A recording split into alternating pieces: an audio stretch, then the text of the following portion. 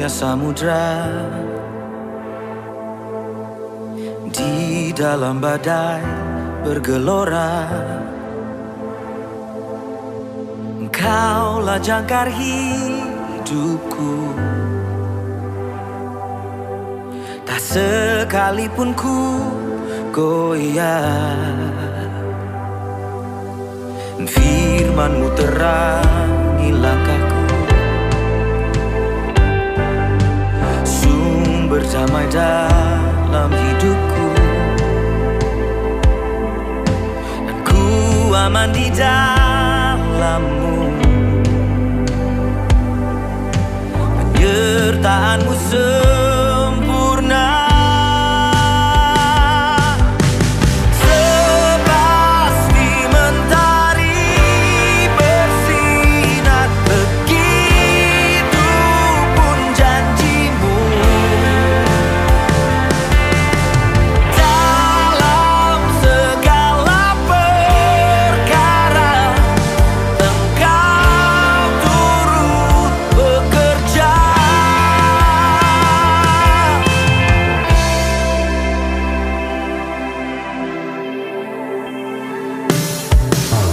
Firman-Mu terangi langkahku, sumber damai dalam hidupku. Oh, ku aman di dalam-Mu. Penyertaan-Mu sempurna,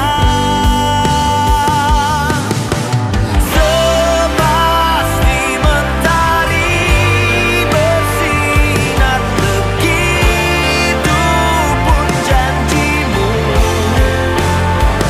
Oh, dalam segala perkara Engkau turut bekerja. Sepasti mentari bersinar, begitu pun janji-Mu. Oh, dalam segala perkara Engkau turut bekerja.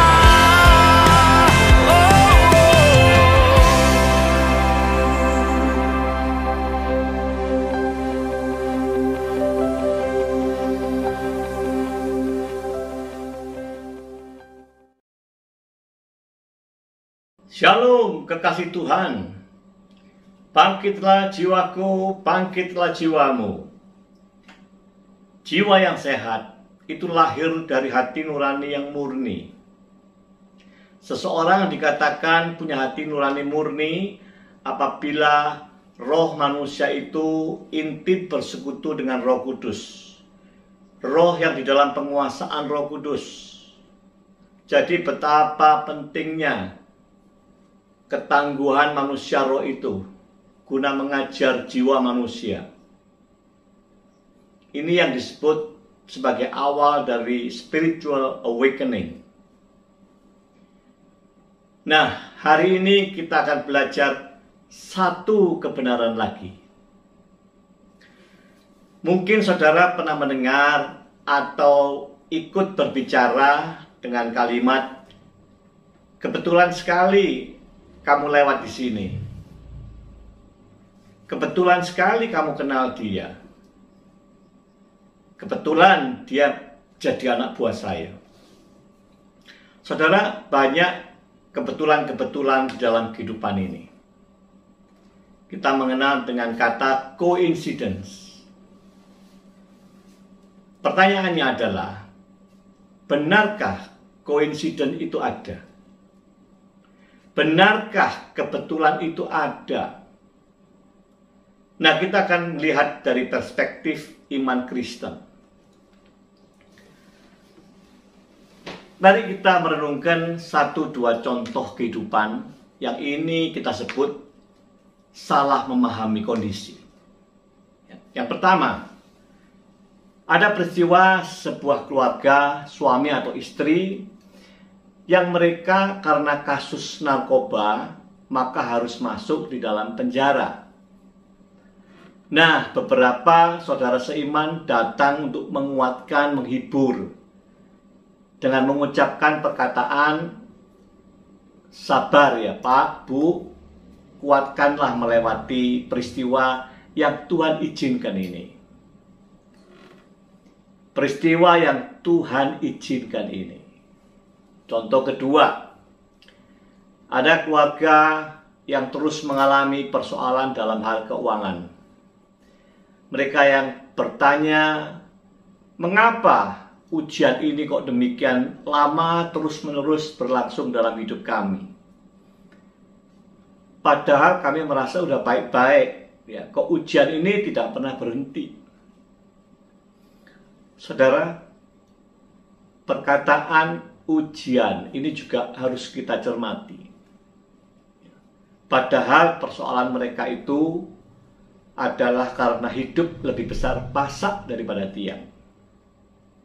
Sehingga mereka terus mengalami persoalan kekurangan dalam hal keuangan. Jadi, saudara, mari berhati-hati di dalam menggunakan istilah-istilah dalam kontrol Tuhan, dalam kendali Tuhan, dalam rencana Tuhan, dan dalam izin Tuhan. Memang semua ini merupakan bagian dari kedaulatan Tuhan, kebesarannya Tuhan. Mari kita awali dengan ayat pertama Yesaya 44 ayat 2a. Demikian bunyinya. Beginilah firman Tuhan yang menjadikan engkau, yang membentuk engkau sejak dari kandungan, dan yang menolong engkau. Saudara garis bawahi, sejak dari kandungan. Lalu Efesus 1 ayat 4. Sebab di dalam Dia Allah telah memilih kita sebelum dunia dijadikan, supaya kita kudus dan tak bercacat di hadapannya. Perhatikan kata sebelum dunia dijadikan. Dari dua ayat ini kita jelas memahami gambaran bahwa keberadaan manusia ini bukanlah kejadian secara kebetulan semata-mata. Namun ini sudah terencana, dirancang dengan baik oleh Tuhan secara sempurna, saudara. Alkitab itu berbicara bahwa Tuhan itu mengenal keseluruhannya, tahu luar dan dalamnya. Jadi kebesaran pikiran Tuhan ini dikatakan manusia itu sulit untuk menjangkau pikirannya. Itu tertulis di dalam Mazmur 139 ayat 17. Bagiku betapa sulitnya pikiranmu, ya Allahku betapa besar jumlahnya. Jadi saudara, kita nggak bisa jangkau pikiran Tuhan yang luas, yang besar itu. Ya, kita ciptaan. Bagaimana mau menjangkau seutuhnya pemikiran penciptanya? Ya. Nah, di dalam perkara ini kita memahami dengan benar bahwa sejak awal itu semuanya terencana, dirancang secara baik dan tidak ada kebetulan. Ada kata-kata everything happens for a reason. Segala sesuatu itu ada alasannya. Dan jelas Tuhan menciptakan manusia itu alasannya adalah karena kasih. Ya, demikian detailnya, demikian baiknya merancang karena kasih, gak ada alasan lagi. Lalu sekarang akan kita bicara tentang bagaimana kenyataan hidup yang dijalani manusia di hari-hari ini. Ini fakta hidup. Di dalam hidup ini kita sering mengalami banyak ragam peristiwa, baik itu peristiwa yang buruk maupun peristiwa yang baik. Nah, biasanya kalau sudah ada ragam peristiwa ini, muncullah pertanyaan dalam menghadapi hal-hal ini. Pertanyaannya adalah, ini sesuatu kebetulan atau ini malah sesuatu yang direncanakan oleh Tuhan? Sekali lagi saudara ya, ini peristiwa memang ini coincidence, by chance, kebetulan atau ini memang direncanakan Tuhan? Tuhan merancang ini peristiwa. Saudara, kita ingat di dalam Yeremia 29 ayat 11 bahwa rancangan Tuhan itu adalah rancangan damai sejahtera, bukan rancangan kecelakaan. Artinya Tuhan kita itu rencananya kepada setiap ciptaannya itu baik adanya, rancangan yang indah, yang bagus, ya. Jadi kita tahu itulah kebaikan Tuhan. Nah, saudara, sebelum kita masuk lebih lanjut, kita perlu memahami mengapa muncul istilah atau kata kebetulan. Kok ada kata kebetulan? Memang dalam kajian ilmiah itu dikatakan bahwa tidak semua fenomena ilmu pengetahuan itu dapat diselesaikan dengan pendekatan pasti. Karena ada banyak yang tidak dapat diprediksi. Ada banyak perkara yang tidak dapat dikatakan pasti. Oleh sebab itulah manusia itu kerap kali menyebutnya itu kebetulan. Jadi banyak kebetulan-kebetulan dalam kehidupan ini. Ini menandakan bahwa manusia itu punya keterbatasan. Ya, ada batasannya. Tidak semuanya manusia itu tahu. Saudara, ada peristiwa-peristiwa yang mungkin kita sampai hari ini kita nggak tahu. Ya, suatu hari saya beserta istri mengadakan perjalanan dari Surabaya menuju Denpasar. Dalam perjalanan mendekati kota Banyuwangi, mobil yang kita tumpangi mengalami ban bocor. Lalu kita mengganti ban bocor itu dengan ban serep. Baru berjalan 1, 2, 3 kilo, bocor lagi. Dan itu sudah sore hari, ya, sekitar pukul 5 sore. Lalu karena 2 ban itu sudah bocor, kita nggak bisa jalan, saudara. Kita minggir, kita berusaha berpikir cari pertolongan, tapi cuaca sudah mulai mendung, gelap, dan hujan. Jadi kita nggak bisa apa-apa. Mau telepon, nggak ada sinyal. Lalu kita terpaksa menunggu sampai hujan mereda. Nah, pada saat hujan mereda, kita keluar, kita jalan ke rumah penduduk, dan kita berusaha menghubungi rekan kita yang ada di Banyuwangi. Lalu rekan kita itu datang sambil membawa ban, ya. Lalu kita ganti ban. Nah, setelah kita mau jalan, kita lihat udah mulai malam. Teman kita itu mengatakan, apa enggak sebaiknya istirahat di Banyuwangi, besok pagi-pagi berangkat. Nah, lalu kita ikuti perkataan itu, kita istirahat di Banyuwangi. Besok pagi kita berangkat, terus perjalanan sampai ke Denpasar, semuanya baik-baik. Ya. Lalu pertanyaan kita, ada apa ya sebenarnya? Kok sampai 2 ban itu bocor, sampai kita nggak bisa apa-apa, sampai hujan, sampai malam di situ. Minta pertolongan teman, dibantu selesai, ada perkataan, tinggallah semalam besok berangkat. Nah, kalau kita mengerti kebenaran ini, bahwa segala sesuatu peristiwa yang ada, tidak ada yang kebetulan, maka kita wajib mengucap syukur. Kita punya keyakinan, kita nggak tahu ya di depan itu ada apa. Sekian menit, sekian jam di depan, perjalanan kita nggak ngerti. Tapi kita berpikiran bahwa Tuhan itu baik kepada anaknya. Kita berkeyakinan ada sesuatu yang buruk, yang jahat, Tuhan hindarkan kepada kita. Tapi kebenarannya sebab apa? Kita nggak tahu sampai hari ini. Ya. Nah, memang kita sadari tidak semua kita itu tahu. Seperti di firman Tuhan ditulis, kalau hal-hal yang tersembunyi itu memang itulah bagian Tuhan. Tapi hal-hal yang dinyatakan itulah bagian kita. Saudara, inilah contoh peristiwa nyata di dalam kehidupan kita. Ya. Lalu kita mau cari jawab tentang kebetulan ini. Sekali lagi kita bicara dari perspektif iman Kristen, ya, bukan yang lain. Kita cari contoh di Alkitab yang tepat peristiwa kebetulan ini. ada 3 peristiwa. Yang pertama kita akan bicara tentang kematian Ahab. Yang kedua tentang penderitaan Ayub. Dan yang ketiga tentang kedegilan Raja Saul. Ya, di sini kita akan bisa tarik kesimpulan. Nah, yang pertama kematian Raja Ahab. Saya akan cerita sejenak ya.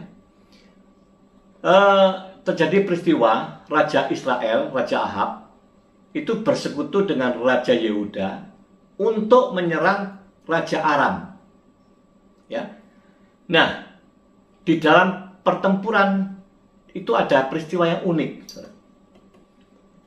Waktu mereka bertempur, Raja Ahab itu menyuruh Raja Yehuda supaya berpakaian raja.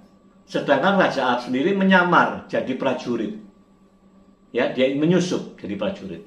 Nah, waktu bertempur, Raja Aram itu memerintahkan pasukannya, jangan sembarangan membunuh orang.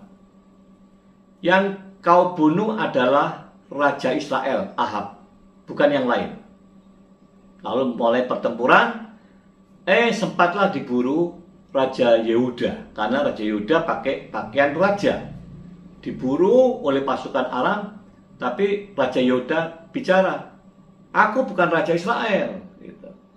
Mendengar suara itu, pasukan ini berbalik arah, ya, berusaha mencari di mana Raja Ahab ini. Karena dia menyamar, jadi sulit pencarinya. Nah, ditulis di firman Tuhan itu, salah satu prajurit itu melepaskan panah sembarangan. Saudara catat, melepaskan panah sembarangan. Ini tertulis dalam 1 Raja-Raja 22 ayat 34. Seperti ini.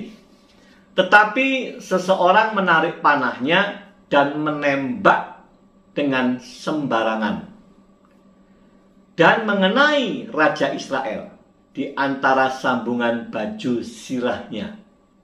Kemudian ia berkata kepada pengemudi kereta, putar, bawa aku keluar dari pertempuran sebab aku sudah luka.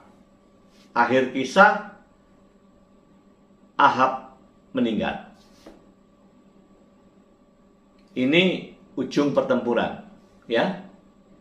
Saya yakin percaya pada saat itu pasukan yang lain atau pasukan dari kerajaan Israel pasti mereka berpikir kebetulan mengena. Ya. Yang melepaskan panah mungkin juga berpikiran lepas sembarangan kena, kebetulan itu kena. Mereka nggak tahu, saudara, ada apa di dalam kisah ini. Nah, kalau saudara baca secara utuh, jelas ini bukan kebetulan. Sebab tercatat di situ, sebelum mereka bertempur, Raja Ahab ini memanggil 400 nabi. 400 nabi itu mereka kompak semuanya bicara setuju. Serang Aram. Raja akan menang. Itu 400 orang. Lalu Raja Yehuda sempat minta kepada Ahab, kalau gitu panggil satu lagi nabinya Tuhan. Lalu dipanggil Nabi Mika. Nabi Mika diberitahu, yang 400 nabi sudah ngomong oke loh ya. Yang 400 sudah setuju untuk nyerang Aram. Tapi Mika menjawab begini, apa yang Allahku katakan akan aku sampaikan. Dan benar, saudara, ada perkataan bahwa domba-domba Israel akan tercerai-berai seperti domba yang kehilangan gembalanya. Kita pahamkan artinya? Maka lewat nubuatan itu, Raja Israel Ahab, dia tidak suka. Dan dipenjarakanlah Nabi Mika ini. Tapi dalam fakta kisahnya benar-benar tumbang. Ini yang disebut, inilah God's plan. Ini memang rancangannya Tuhan. Rencananya Tuhan. Orang menyebut ini sebagai kedaulatan yang aktif. Kenapa disebut aktif? Karena yang merancang itu Tuhan, yang melakukan juga Tuhan. Untuk apa? Ini menunjukkan keadilan Tuhan. Saudara, di kisah ini tidak ada kata kebetulan. Lalu peristiwa kedua, penderitaan Ayub. Kita udah tahu ini kisah Ayub. Ayub 2 ayat 3 ayat 5 sampai 7 ya. Ayub dilihat sebagai orang yang saleh, orang yang takut Tuhan, orang yang menjauhi kejahatan. Kemudian Ayub dalam peristiwa ini dia ditimpa kemalangan yang bertubi-tubi. Anaknya semua mati. Harta kekayaannya habis ludes. Istri meninggalkan dia. Teman-temannya membuli dia.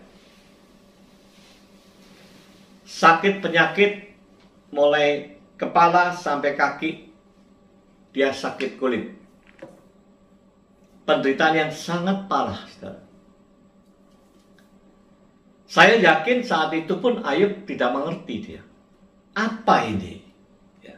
Mengapa seperti ini? Aneh, ya. Orang baik ini. Tapi memang tidak ada yang kebetulan.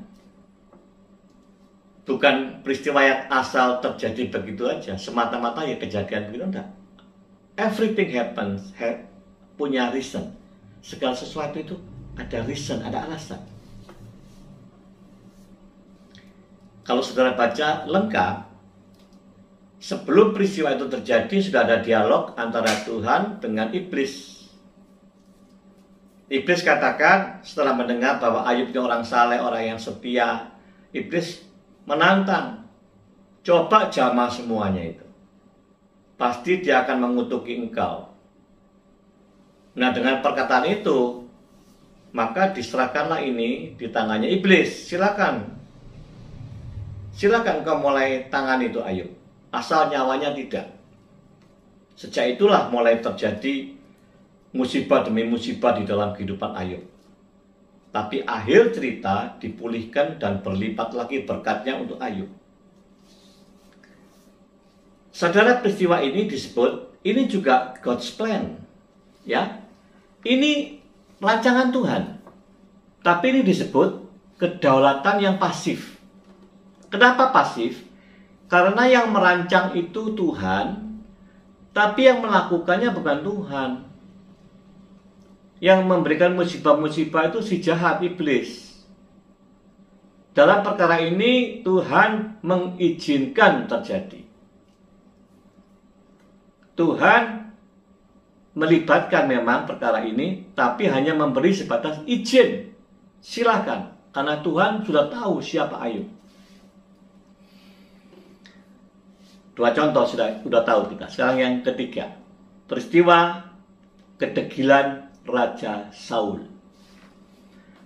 Raja Saul ini orang yang tidak pernah mengakui dosanya, tidak pernah mengakui kesalahannya. Dia selalu beralasan demi beralasan. Dia selalu berkelit, saudara. Dan Tuhan tidak suka model yang begini. Alasan terus. Lain dengan Daud. Kalau Daud salah, dia menyesali, dia bertobat, minta ampun. Dia tidak lakukan lagi. Kali ini tidak, sama sekali tidak ada pengakuan. Yang ketiga ini hati-hati, saudara. Tuhan tidak intervensi atas sikapnya Saul. Yang ketiga ini menggambarkan apa? Ada pemberontakan dari dalam manusia Saul ini ya. Berontak hatinya, yang tidak pernah mau taat, selalu melakukan alasan, terus muncul dari dalam, memberontak, menantang, terus. Nah, perkara-perkara yang pemberontakan dari dalam ini Tuhan tidak intervensi. Kenapa? Tuhan tahu ada free will terhadap manusia ini, ciptaan Tuhan ini. Ada kehendak bebas. Ini pilihan hidup. Tuhan intervensi bisa? Bisa, ya sangat bisa. Oh, dia pencipta. Tetapi tidak sembarangan intervensi. Jadi jangan mengatakan peristiwa yang ketiga ini terhadap Ayub ini, Saul ini jangan dikatakan peristiwa ini adalah karena izin Tuhan. Tidak. Tuhan tidak pernah mengizinkan perkara pemberontakan manusia dari hatinya. Itu pilihan hidup. Dan itu resiko pilihan. Ya, jadi hati-hati ya. Dalam peristiwa Ayub, Tuhan izinkan. Inilah yang disebut kedaulatan Tuhan. Everything happen for a reason. Segala sesuatu yang terjadi karena sebuah alasan. Ada sebab. Jadi Tuhan sanggup mengontrol, sanggup mengendali, sanggup merancang, sanggup mengizinkan. Itu sekali lagi kedaulatan Tuhan. Saudaraku, kita akan simpulkan dalam 3 contoh ini. Jadi yang pertama, ada hal-hal yang memang dirancang oleh Tuhan secara penuh. Dikatakan Tuhan berdaulat secara aktif nih. Kedaulatannya aktif, Tuhan yang merancang dan Tuhan yang lakukan ini. Biasanya ini perkara-perkara untuk menunjukkan kebesaran Tuhan, untuk menunjukkan keadilan Tuhan. Contoh yang tadi kasusnya Ahab, kematian Ahab. Ya. Yang kedua, kasusnya Ayub itu menggambarkan ada hal-hal yang dirancang tapi kedaulatannya secara pasif. Dalam arti apa? Tuhan memang rancang. Tapi yang melakukan itu bukan Tuhan. Iblis. Dalam perkara ini, Tuhan hanya mengizinkan. Silakan. Dan yang ketiga, ada hal yang ternyata memang tidak dirancang oleh Tuhan, tidak direncanakan oleh Tuhan, baik pasif maupun aktif. Tuhan tidak pernah juga mengizinkan peristiwa yang ketiga ini, seizin Tuhan. Tidak pernah mengizinkan Tuhan. Sebab peristiwa yang ketiga ini pemberontakan manusia. Manusia yang suka memilih dengan pilihannya. Biasanya yang ketiga ini manusia yang berkaitan dengan temptation ya. Jadi godaan. Tidak kuat atas godaan. Dia memilih apa yang dia suka, bukan yang Tuhan suka. Dan sekali lagi yang ketiga ini Tuhan tidak mau intervensi sebab ada free will-nya manusia.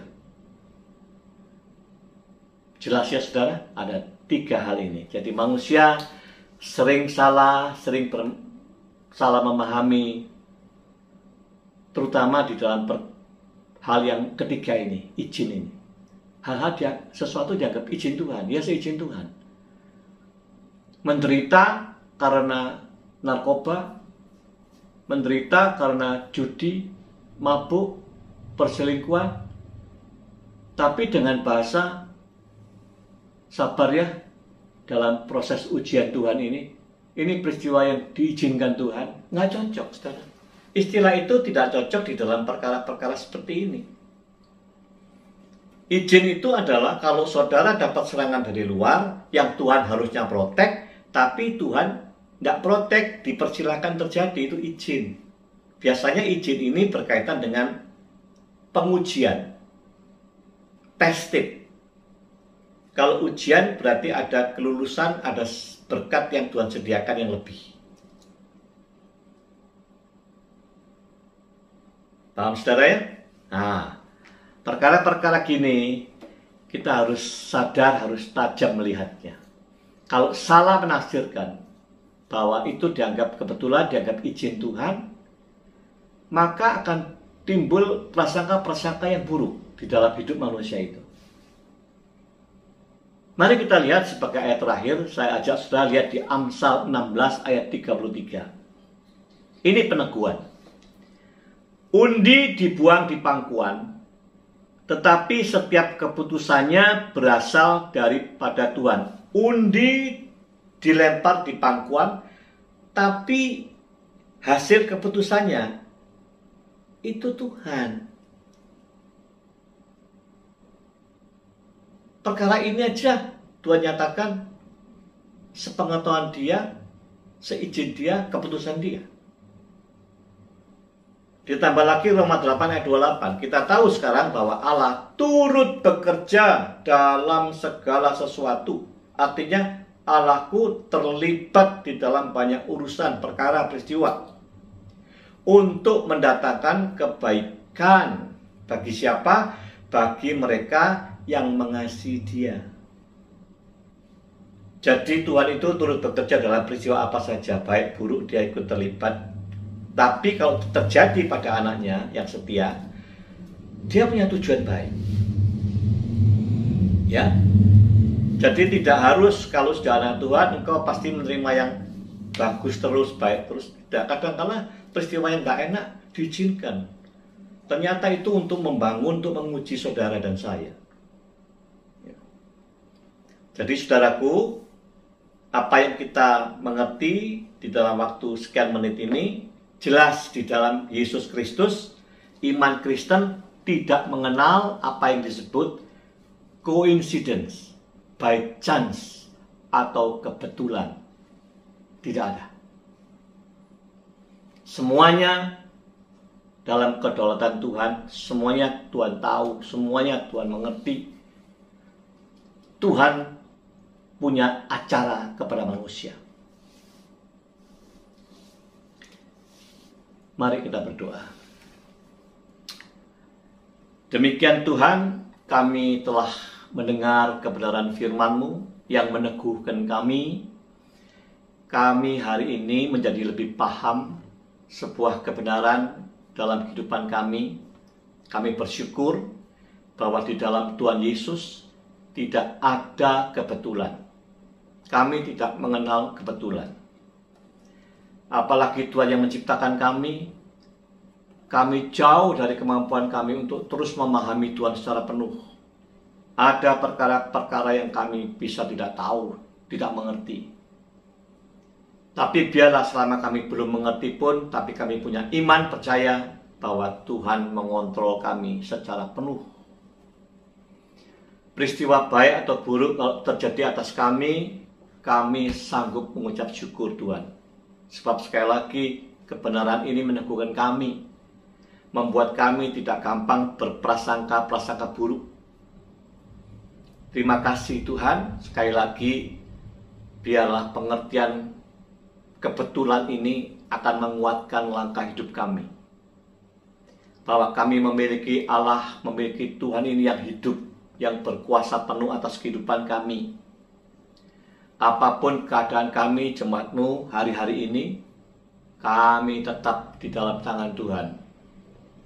Perkara apa saja, Engkau Allah yang mengasihi kami, Engkau yang memberkati kami. Dan itu pun akan terjadi atas hidup kami.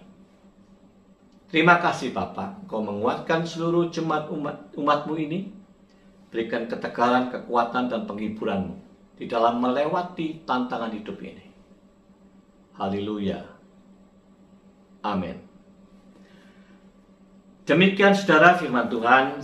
Salam saya buat saudara-saudara semua. Stay safe, stay healthy, and keep your faith strong forever and ever. Sampai jumpa minggu depan. Tuhan memberkati.